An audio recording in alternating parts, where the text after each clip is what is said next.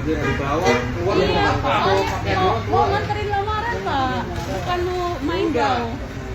Ambil dulu aja dah, ambil dulu sama cepetan. Iya Allah, jalan kaki ya. Nah ini sebelah Indomaretnya masih mau apa lagi dianterin? Viral wanita nego denda tilang dengan polisi Rp300.000, pengunggah beri klarifikasi.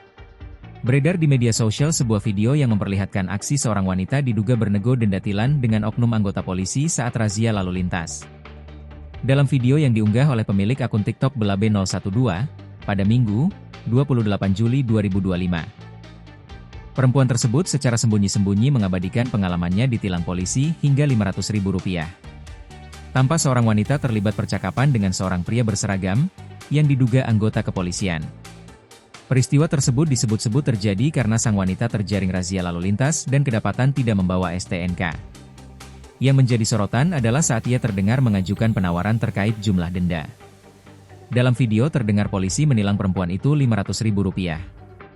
Kemudian akhirnya negosiasi terjadi hingga turun menjadi Rp300.000.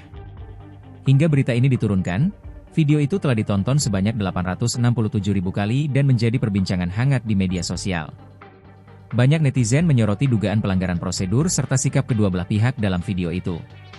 Dalam video klarifikasinya, wanita tersebut menyampaikan permintaan maaf dan menjelaskan tidak ada maksud buruk dari unggahan tersebut. Sebelumnya mohon maaf kalau video TikTok kemarin bikin gaduh, tidak ada niatan buat ngejatuhin instansi manapun. Ini pure berbagi pengalaman first time kena tilang, kata akun TikTok Belabe012.